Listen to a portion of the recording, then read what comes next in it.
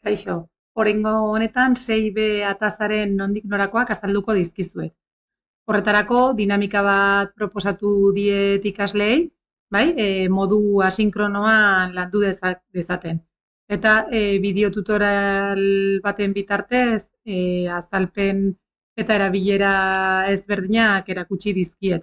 Honekin batera, berriro prontak nola idatzi eta herramienta ezberdinen adibideak erakutsi dizkiet. Horretarako, adimen artifiziala erizaintza zaintza osagarrietan ideiak sortzeko eta hobetzeko aurkezpen bat egin diet.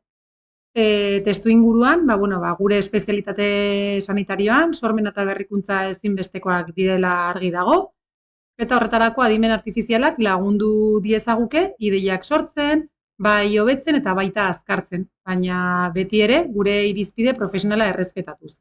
Aurreko bideoan esan dugun bezala, beti irizpide batzuk jarraituta eta fidagarritasun neurriak ipinita. Hemen helburua, jarduera honen helburua izango da ulertzea adimen artifiziala nola erabili daiteke prozesu sortzaile batean, prontonak idazten ikastea lortu nahi duguna lortzeko, eta ideiak modu kritikoan baloratzea lantzea.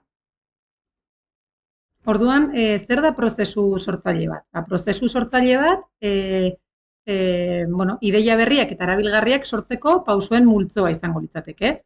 Eta fase batzuk ditu. Dauka divergentzia fasea eta konvergentzia fasea. Divergentzia fasean, ideia asko eta askotarikoak sortzen dira. Hau da, brainstorming baten antzeko izango litzateke. Ideia guzti horiek aztertu ondoren, konvergentzia fasea etorriko litzateke, ez? Ideia honenak hautatu eta garatzeko. Orduan, adimen artifizialaren rola laguntzailea da, baina ez da erabakitzailea, eta ideiak proposatzen ditu eta guk baloratzen ditugu. Orduan, guztia ulortzeko, aurretik itzen genuen pront bat zer den gogoraztuko dizuet, bale? Prontaren egitura, modu ezberdinetan egin daiteke, baina pixkat lau zutabe izango ditu. Testu ingurua, gogoratzen zeaten hor garen eta zertan ari garen azaltzea. Helburua, zer lortu nahi dugun, eskakizuna, zein formatu edo zein edukitan nahi dugun, hemen bereziki importantea izango da, eta tonoa eta ikuspegi edo estiloa, etikoa, profesionala, guk beti estilo hauek hautatuko ditugu. Eta gero, gogoratu pront bat elkarrizketa baten hasiera dela. Agian, pronta sartzen duzuenean, lehendabiziko aukeraketan ez duzue lortuko nahi duzuena. Eta hor, pronta fintzen joan barko duzue adimen artifizialari galderak eginez.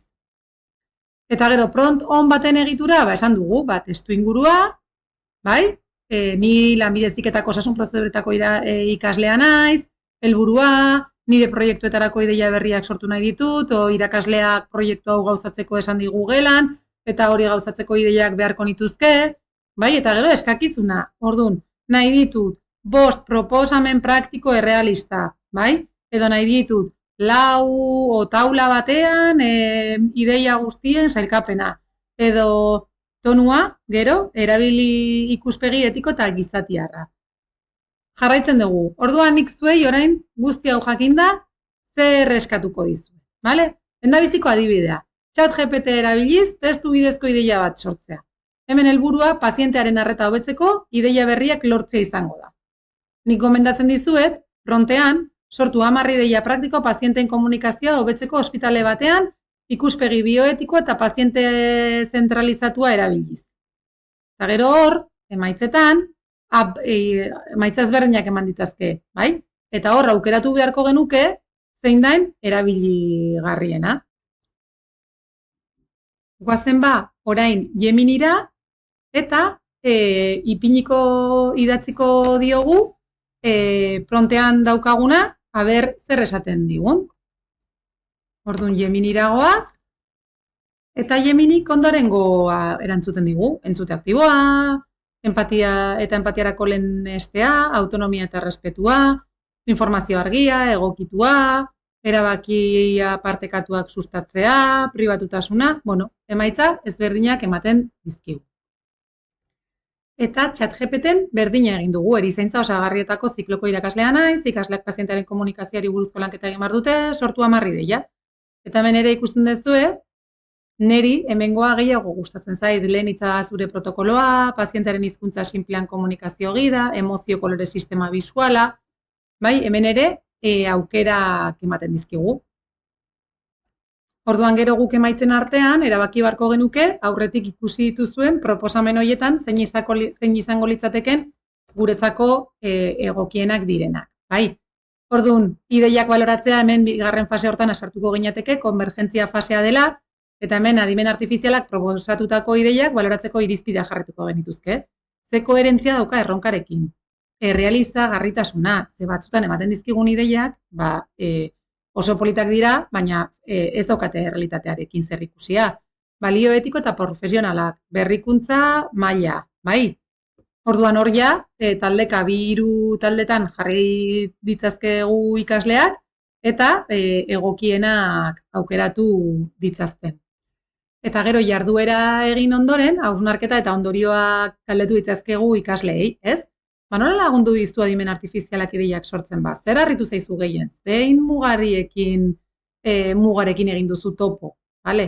Eta gero, ondorioak ze ondorio atera dituzte? Suposatzen da, atera barretuzten ondorioak da, zenbat eta prontargiagoak izan, orduan eta emaitza hobeagoak dituztela, adimen artifiziala oso lagungarria dela zenbait kasutan, baina ez duela ordezkatzen gure iritzia, bai? O gure aukeratzeko gaitasuna, eta gero gure iritzia eta etikak gidatzen duen prozesua.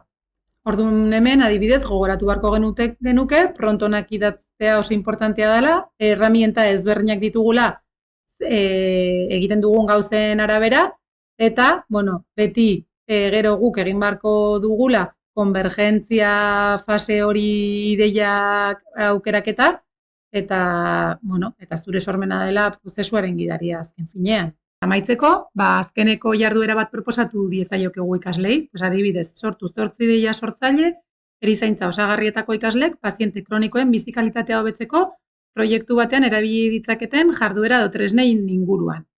Hau luzatuko genie, taldeka jarrituko genituzke, eta gero talde txikian, lortutako ideiatatik aukeraketa egingo lukete, eta hori garatu.